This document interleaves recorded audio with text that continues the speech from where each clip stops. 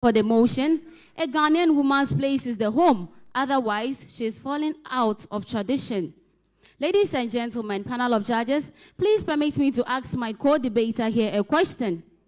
Educational and career advancement are important as home management to a woman. But have you ever wondered why our mothers advise us to patronize home management over the former? This is because once your home is well managed, every other thing falls in place. Ladies and gentlemen, I will therefore take my stand on the fact that the tax given this week is based on tradition in modern living. And so, I will base my arguments on tradition, religion, and a real-life scenario which occurred recently. Tonight, as the second affirmative speaker, I wish to bring to your notice about an article a lady chanced on social media when the Nigerian president rebuked his own wife, saying that a woman's place is in the kitchen. Panel of judges, the word kitchen here is a representation of a wider picture. For the purpose of this argument, kitchen does not just represent spoons or knives, but it represents the physical and emotional well-being of the family, as well as the support system a woman brings. Let me first of all bring your attention to the fact that there was a premise to the claim by the Nigerian president. The First Lady, in her role as a public figure and a politician, publicly denounced some political actions by the president. She said during her interview with BBC, "My husband does not even know half of the people he appointed. This is because the people who did not struggle to vote him into power are the same people sitting in high positions. If this continues to happen until the year 2019, I would not go out there to campaign for him. This I would not do." Ladies and gentlemen, let me again draw your attention to the fact that her role as a wife is completely detached from her role as being the First Lady of the Federal Republic of Nigeria. Ladies and gentlemen, in view of this, my defense of the motion is based on our traditional way of life. I do not speak in favor of a man who publicly abuses or rebukes his wife in public, and nor am I in support of a woman who publicly rebukes her husband. But the kitchen, in my own view, means the entire home. Ladies and gentlemen, the word kitchen here is what it means. But panel of judges, I can be certain that President Buhari took him a lot of energy or a lot of struggle to go out there publicly to rebuke his wife. But I am certain that he was trying to drive a point home. Ladies and gentlemen, the woman's place is primarily her home, and as such, she's supposed to keep it safe. Panel of judges, I believe my opponent here is a strong Christian. Therefore, I would like to educate her with the scriptures. 1 Peter chapter 3, verses 1 to 4, seeks to describe the character of a wife that is of a great worth in the sight of God. It goes on to say that a wife should have an unfading beauty of quiet and inner spirit. But ladies and gentlemen, it says in verse 1 that a woman should be submissive to her husband, so that if her husband does not believe in the word, he will be won over by her behavior. Ladies and gentlemen, I believe that the First Lady of Nigeria should have addressed her concerns at home so that her behavior and homely disposition will influence her husband rather than publicly rebuking him, causing him in turn to also rebuke him. Ladies and gentlemen, at this point, her husband did not need this. As a woman, you are supposed to protect your home first. I mean first, before any other thing comes up. Ladies and gentlemen, panel of judges, we all can attest to the fact that about a year ago, a video went viral where an 18-month-old baby was left in the care of a nanny to take care of. But rather, what did we see? This nanny slapped the baby on the face severally and even stamped on her. Ladies and gentlemen, can we guess where the mother of this baby was when this was happening? No, I guess perhaps she was at her office probably making money in the name of supporting her husband and her family. But ladies and gentlemen, thank you.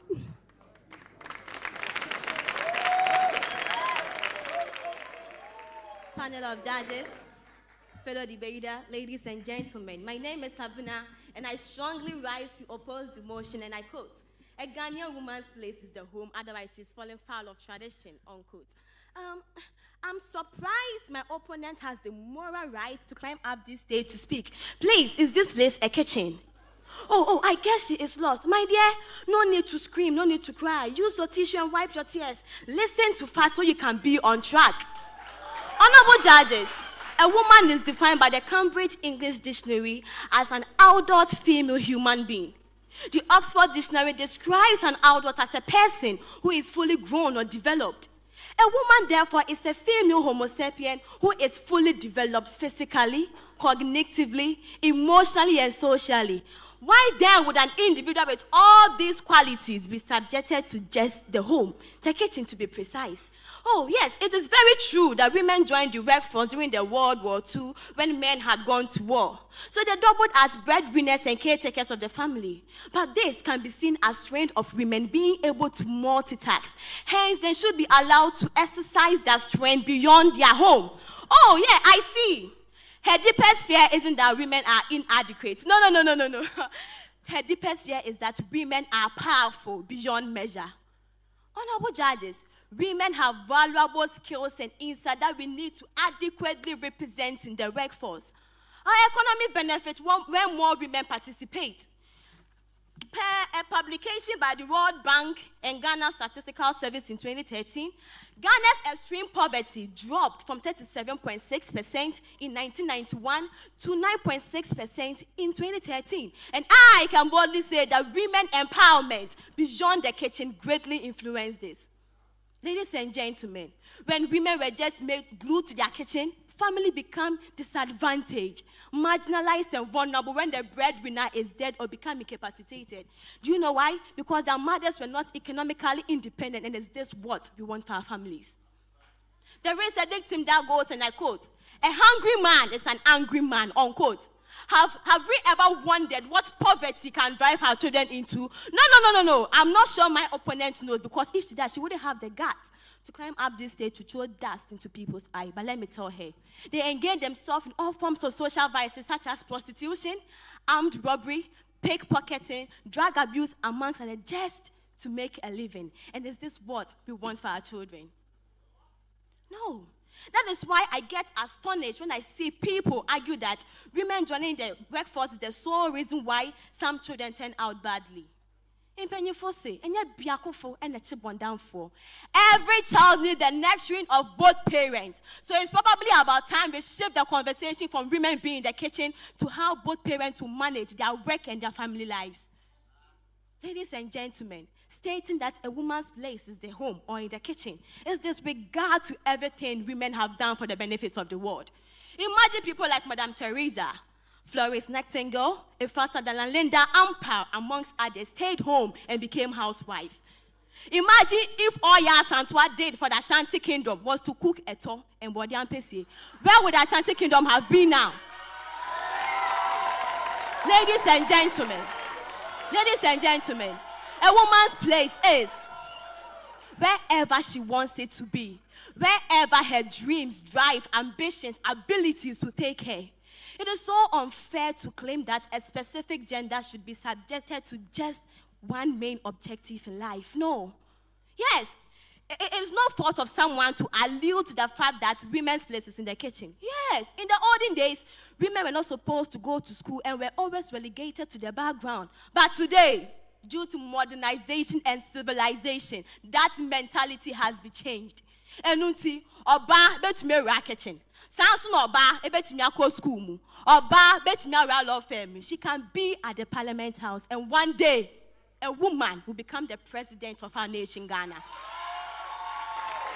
Dr. James Agbetwa is so wise and saw the abilities women possess, and he said, and I quote, "If you educate a man, you educate an individual.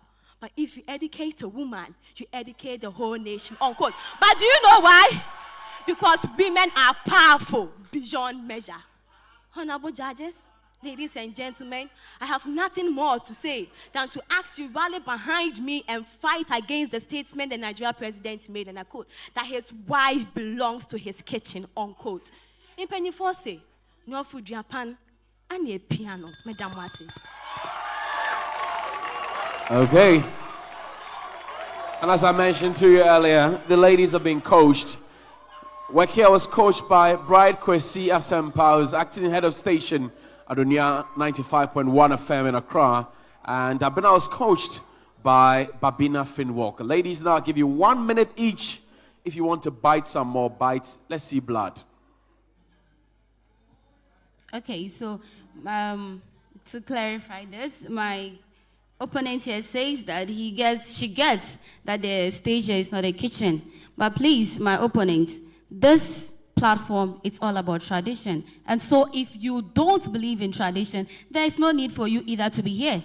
Now, Miss Abena, can you stand and watch your own husband being stripped naked publicly if you think you can rub shoulders with your husband? No, rubbing shoulders with our husband doesn't mean we should be disrespectful. As my co-debater said earlier on, this means she wasn't listening. And back to the kitchen. Can you please give me the definition of a kitchen? What I said was exactly, looks like you were not also listening. No, but the kitchen here is a representation. Ladies and gentlemen, the kitchen here is a representation of a wider picture. For the purpose of this argument, it does not just mean the kitchen represents spoons or knives or any other kitchen utensils, but it represents the physical and emotional well-being of a family, and thereby the support system a woman provides. Thank you. All right, Abena. Okay, so my opponent was saying something about a video that went viral about a child being brutalized by a maid. 24th of June, this Nigerian musician, D Bunch or whatever, I think, he left his 13-month-old baby with his mother in the house. But what happened? This boy drowned the pool. So your mother being around it doesn't mean you can't get into calamities. No, it needs a responsible mother, not just any woman, to be in the house.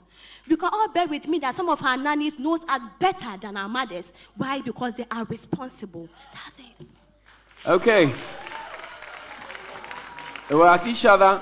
You are not listening. Perhaps you are not listening. I'm sure the judges listened attentively. So now we'll go to the judges. Obeti Boboli Bobo. Obeti Boboli Bobo. You should be voting now. 1413. That's a short code. Text their names and make sure that they are up in the trends to win the crown. And let me say congratulations to our reigning queen, Zainab Abdul Momin. She's been awarded as the Dean's 2018 and 2017 Creativity and Innovation Award from the University of Development Studies, I beg your pardon, Faculty of Education up north, for being the development educator and an advocate of maternal mortality, I beg your pardon. So Zainab Abdul Momen, our reigning queen, has been awarded the 2017-2018 Dean's Prize for Creativity and Innovation because of what she does with the Myrolim Foundation. The University of Development Studies up north have deemed it necessary to award her that prize. I'm sure we can put our hands together a bit more louder for Zainab for winning this.